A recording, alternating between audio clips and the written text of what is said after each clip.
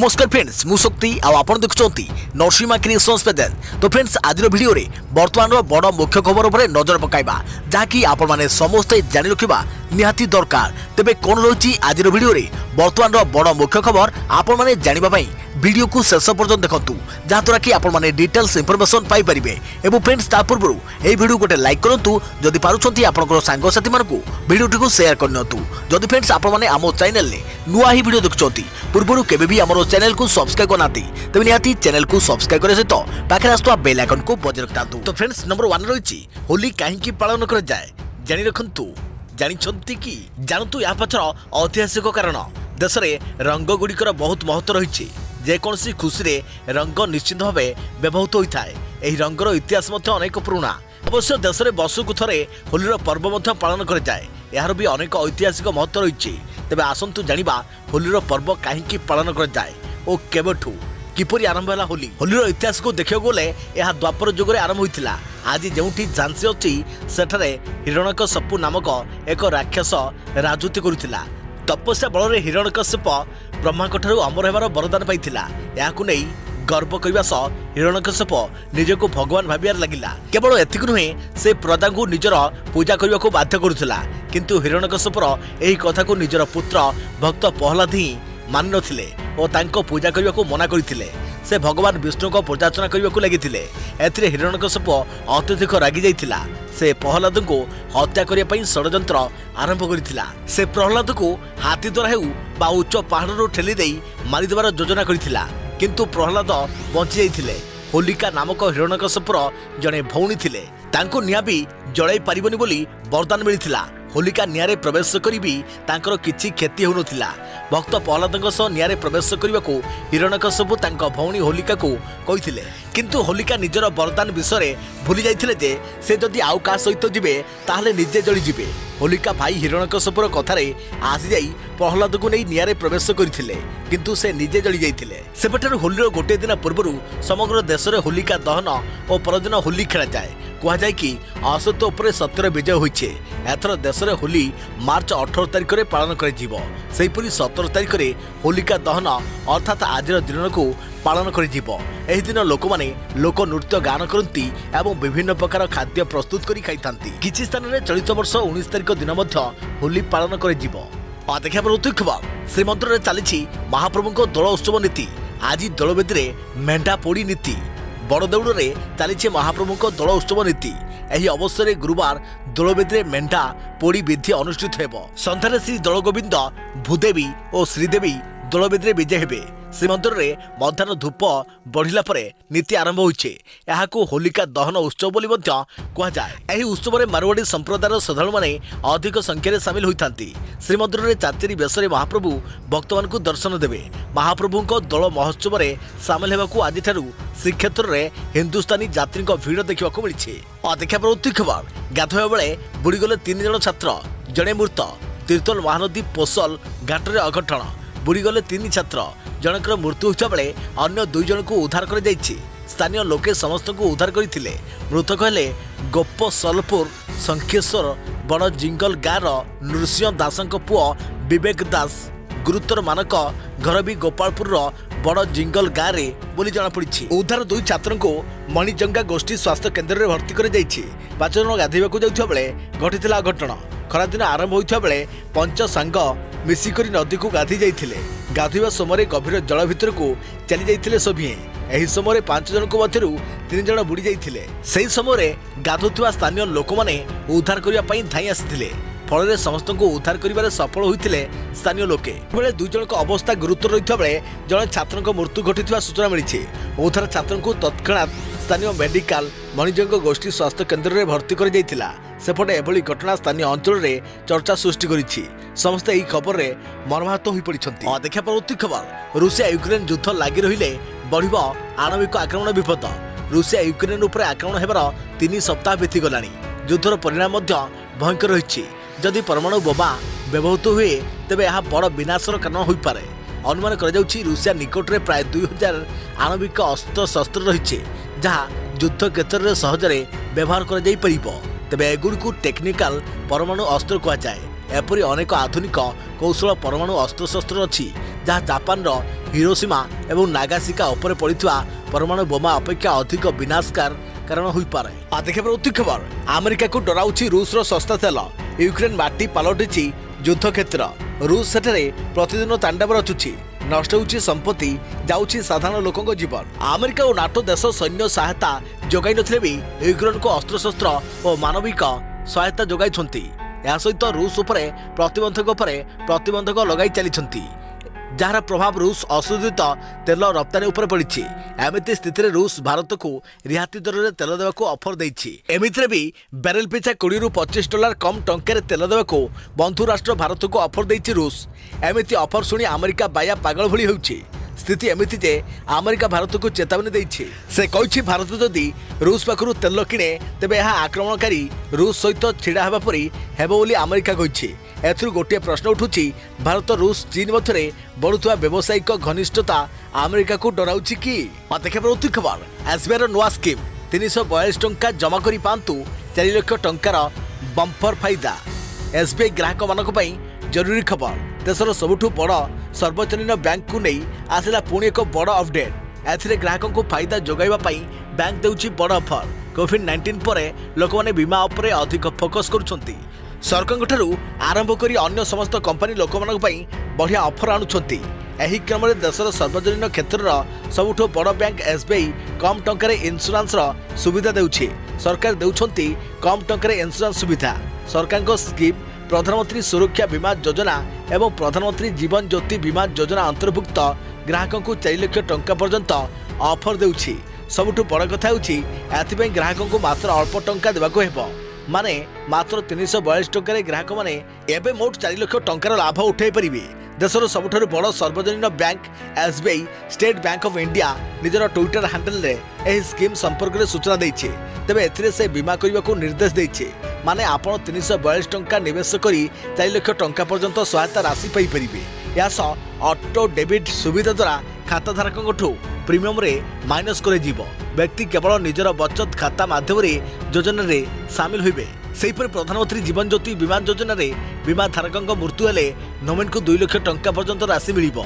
18 ରୁ 50 वर्ष मध्य लोक माने एही स्कीम रो फायदा उठाई परिबे। तेबे एथिबे आपण मानकु 330 टंकार वार्षिक प्रीमियम देबाको हेबो। जानि रखंतु जे एही दुटी होउची टर्म इंश्योरेंस पॉलिसी। यह वार्षिक आकार होइथाय। माने इंश्योरेंस कवर 1 जून रु आरंभ होई 31 मे पर्यंत रहिथाय। एथिबे आपनक बैंक अकाउंट थिबा जरूरी। बैंक अकाउंट बंद होई गले किबा प्रीमियम कटिवार समय आसी गले खातारे पर्याप्त परिमाणर राशि नथिले बीमा रद्द होई जिवो। तेणु एथिबे प्रथमे सबु तदारक करि नियंतु। देखिबा उत्ती खबर सुप्रीम कोर्टक गुरुत्वपूर्ण राय। बापांक सह संपर्क न रखिले झियो को मिलिबनी कोनोसी अर्थ। बापांक सह संपर्क न रखिले झियो को मिलिबो नाही खर्च करबाको टंका।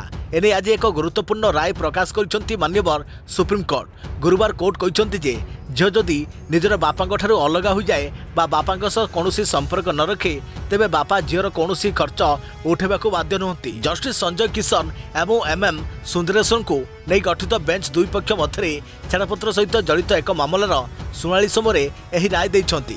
शीर्ष अदालत उक्त महिला को स्वामी को समस्त दाबी पूरण करने को कहवा सहित 10 लाख टंका जमा करने को होइछंती।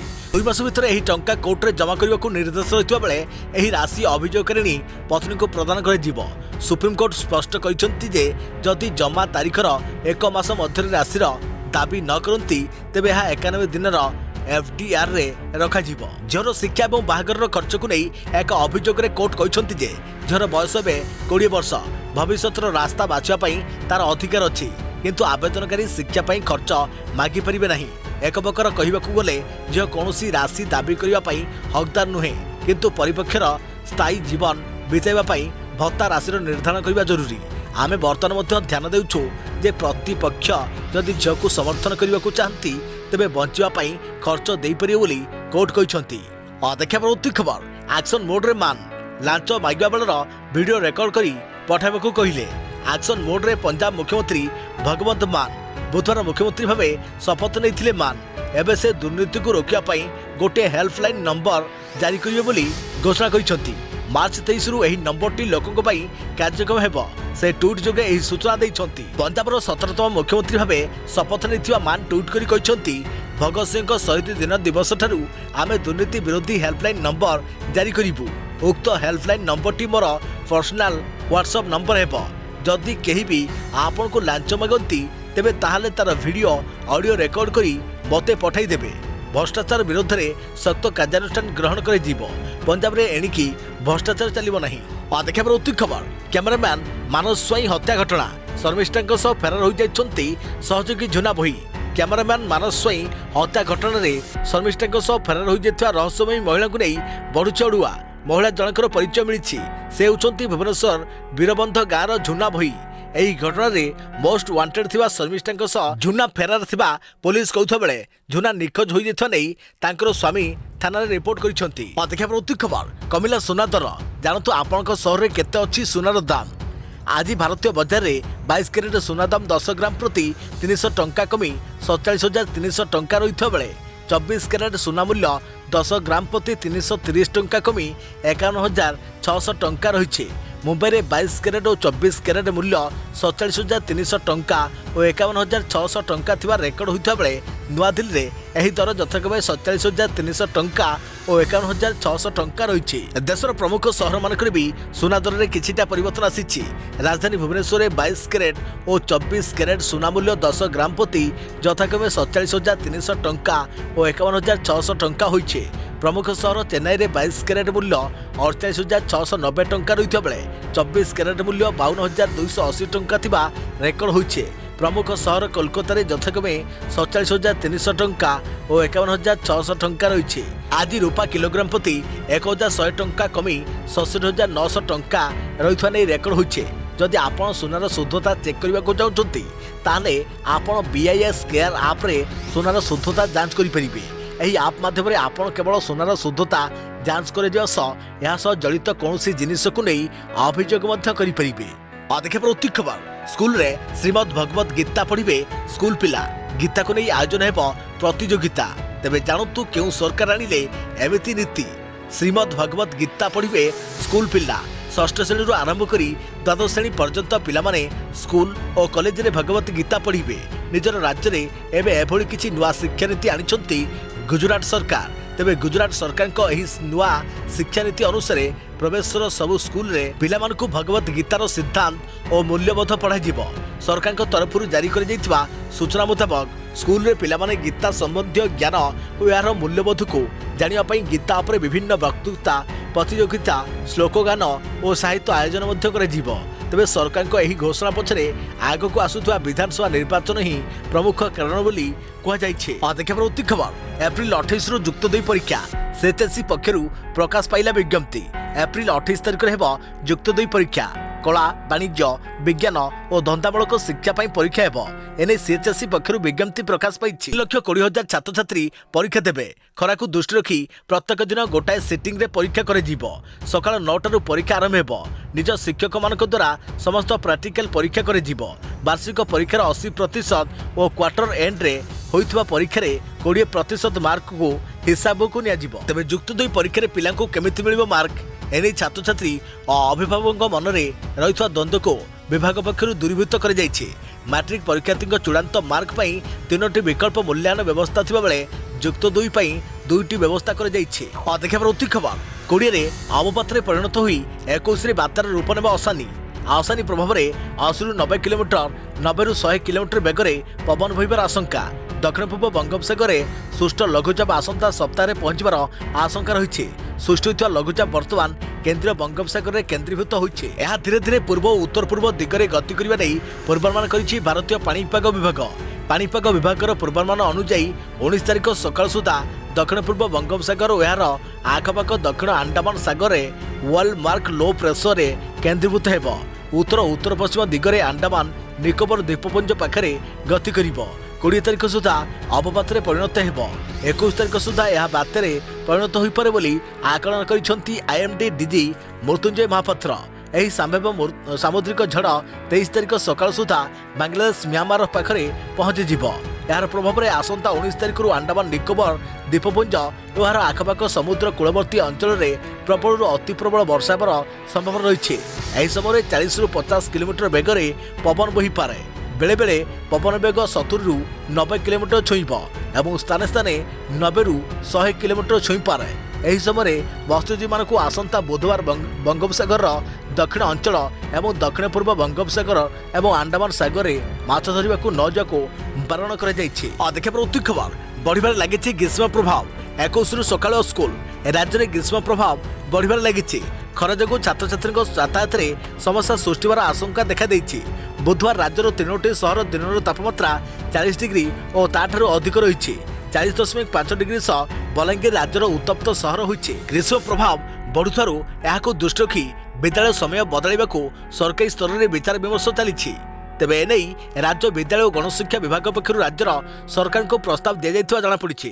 ସରକାରୀ ଭାବେ ଏନେଇ କୌଣସି ଘୋଷଣା କରାଯାଇନଥିଲେ ମଧ୍ୟ ଖୁବ୍ ଶୀଘ୍ର ପରିବର୍ତ୍ତିତ ସମୟ ସମ୍ବନ୍ଧରେ ଘୋଷଣା ହୋଇପାରେ। ବଢ଼ିଲା ତାତି 40 ଡିଗ୍ରୀ ଟପିଲା 3 ସହର ତାପମାତ୍ରା ଆଗକୁ ଆହୁରି ଜଳିବ। ବଢ଼ିଲା ତାତି 40 ଡିଗ୍ରୀ ଡେଇଁଲା ପାରଦ ଆଗକୁ ଚଳିବ। ଆଗାମୀ 3 ଦିନ ଯାଏଁ ରାଜ୍ୟ ମଧ୍ୟକୁ ପ୍ରବେଶ ଉତ୍ତର ପଶ୍ଚିମ ଦିଗରୁ ଶୁଷ୍କ ବାୟୁ ପ୍ରବେଶ କରିବ। ଏହାର ପ୍ରଭାବରେ 3 ଦିନ ପର୍ଯ୍ୟନ୍ତ ଗ୍ରୀଷ୍ମ ଲହରୀ ଜାରି ରହିବ। ଆଜି ରାଜ୍ୟର 3ଟି ସହର ଦିନର ତାପମାତ୍ରା 40 ଡିଗ୍ରୀ ଓ ତାଠାରୁ ଅଧିକ ରହିଛି। 40.5 ଡିଗ୍ରୀ ସହ ବଲାଙ୍ଗୀର ରାଜ୍ୟର ଉତ୍ତପ୍ତ ସହର ପାଲଟିଛି। ଟିଟିଲାଗଡ଼ରେ 40.2 ଡିଗ୍ରୀ ଓ ଅନୁଗୁଳରେ ତାପମାତ୍ରା 40 ଡିଗ୍ରୀ ରେକର୍ଡ କରାଯାଇଛି। ଦେଖିବା ଉତ୍ତୀ ଖବର ପୁଣି ଫେରୁଛି କରୋନା ବଳ ଗୋଟାଇ ଫେରୁଛି କରୋନା ପୁଣି ଚିନ୍ତା ବଢ଼ିଲାଣି କରୋନା। ଦକ୍ଷିଣ କୋରିଆରେ ଚିହ୍ନଟ ହେଲେ 6 ଲକ୍ଷରୁ ଉର୍ଦ୍ଧ୍ୱ ନୂଆ ସଂକ୍ରମିତ ପୁଣି ଚିନ୍ତା ବଢ଼ାଇଲାଣି କରୋନା। ଦକ୍ଷିଣ କୋରିଆ କରୋନାର ତୀବ୍ର ବୃଦ୍ଧି ଘଟୁଥିବାର ଦେଖିବାକୁ ମିଳିଛି। ଗୁରୁବାର ଦକ୍ଷିଣ କୋରିଆରେ 6 ଲକ୍ଷରୁ ଅଧିକ ନୂତନ କୋଭିଡ୍ ମାମଲା ରେକର୍ଡ କରାଯାଇଛି, ଯାହା ଦକ୍ଷିଣ କୋରିଆରେ ଦୈନିକ କୋଭିଡ୍ ସଂକ୍ରମଣରେ ରେକର୍ଡ। କୋରିଆ ରୋଗ ନିୟନ୍ତ୍ରଣ ଏବଂ ନିରାକରଣ ଏଜେନ୍ସି ସୂଚନା ଅନୁଯାୟୀ ଗୁରୁବାର ଦକ୍ଷିଣ କୋରିଆରେ 6,21,328 ଦୈନିକ ନୂତନ କୋଭିଡ୍ ମାମଲା ଚିହ୍ନଟ ହୋଇଥିବା ବେଳେ 429 ଜଣଙ୍କ ମୃତ୍ୟୁ ଘଟିଛି। କେବଳ ଗୋଟିଏ ଦିନରେ 55% ବୃଦ୍ଧି ଘଟିଛି। ନୂତନ ସଂକ୍ରମଣ ସହିତ ଦକ୍ଷିଣ କୋରିଆର ମୋଟ ମାମଲା 82,50,592କୁ ବୃଦ୍ଧି ପାଇଛି ବୋଲି KTCA କହିଛି। ସ୍ୱାସ୍ଥ୍ୟ କର୍ତ୍ତୃପକ୍ଷଙ୍କ ପୂର୍ବାନୁମାନଠାରୁ ଦୈନିକ ସଂକ୍ରମଣ ବହୁତ ଅଧିକ ରହିଛି। ଏହି ମାମଲାଗୁଡ଼ିକ ମଧ୍ୟରୁ ଅଧିକାଂଶ ସ୍ଥାନୀୟ ସଂକ୍ରମିତ ଏହା ପୂର୍ବରୁ ବୁଧବାର ଦିନ ଦକ୍ଷିଣ କୋରିଆ 4,741 ନୂଆ କୋଭିଡ୍ ସଂକ୍ରମିତ ଚିହ୍ନଟ ହୋଇଥିବା ବେଳେ ମଙ୍ଗଳବାର ଦିନ 24 ଘଣ୍ଟା ମଧ୍ୟରେ ଦକ୍ଷିଣ କୋରିଆରେ 293 ଜଣ କୋଭିଡ୍ ଆକ୍ରାନ୍ତଙ୍କ ମୃତ୍ୟୁ ଘଟିଥିଲା। ମାମଲା ବୃଦ୍ଧି ପରେ ଦକ୍ଷିଣ କୋରିଆ ସରକାର ପ୍ରତିବନ୍ଧକ ହଟାଇବେ ନା ପୁନର୍ବାର ଜାରି ରହିବ ସେ ନେଇ ଶୁକ୍ରବାର ଘୋଷଣା କରିବେ ବୋଲି ଜଣାପଡ଼ିଛି। ଦେଖିବା ଉତ୍ତୀ ଖବର ଓଡ଼ିଶାରେ ସୁନା ଖଣି କେନ୍ଦୁଝର ଜିଲ୍ଲାରେ ଗୋଟିଏ ସୁନା ଖଣି ଚିହ୍ନଟ ହୋଇଛି। ଓଡ଼ିଶାରେ 220ଟି ଖଣି ଖନନ ପାଇଁ ଚିହ୍ନଟ ହୋଇଛି। ପର୍ଯ୍ୟାୟକ୍ରମେ ଆସନ୍ତା 7ରୁ 8 ବର୍ଷ ମଧ୍ୟରେ ଏସବୁ ଖଣି ନିଲାମ କରାଯିବ। ଏଥିରୁ ନୂଆ ଖଣି ପ୍ରାୟ 80ଟି ରହିଥିବା ବେଳେ 120ଟି ଖଣି ଲିଜ୍ ବାତିଲ ହେବା ସହ ଅନ୍ୟ କାରଣରୁ ବନ୍ଦ ହୋଇପଡ଼ିଛି।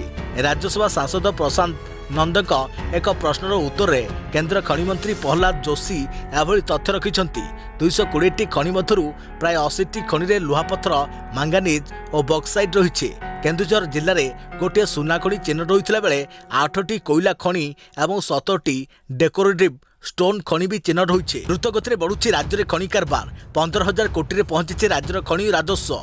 3 ବର୍ଷରେ 30ଟି ଖଣିର ନିଲାମ ସରିଥିବା ବେଳେ ଖଣି ଉତ୍ତୋଳନ ପାଇଁ ପ୍ରସ୍ତୁତ ହେଉଛି। ଏହାସହ ରାଜ୍ୟ ସରକାର ଆଉ 220ଟି ଖଣି ଖନନ ପାଇଁ ଚିହ୍ନଟ କରିଛନ୍ତି। ଏଥିରୁ ଲୁହାପଥର, ମାଙ୍ଗାନିଜ୍, ବକ୍ସାଇଟ୍ ପ୍ରାୟ 80ଟି ଖଣିରେ ଥିବା ବେଳେ 8ଟି କୋଇଲା ଖଣି ରହିଛି।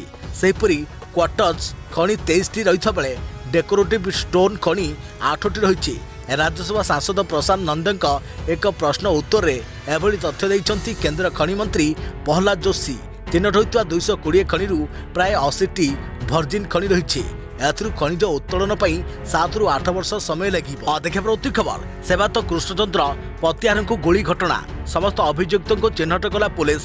ପୁରୀରେ ସେବାୟତ କୃଷ୍ଣଚନ୍ଦ୍ର ପତିଆରଙ୍କୁ ଗୁଳି ଘଟଣାରେ ତଦନ୍ତ କରୁଛି ପୁଲିସ।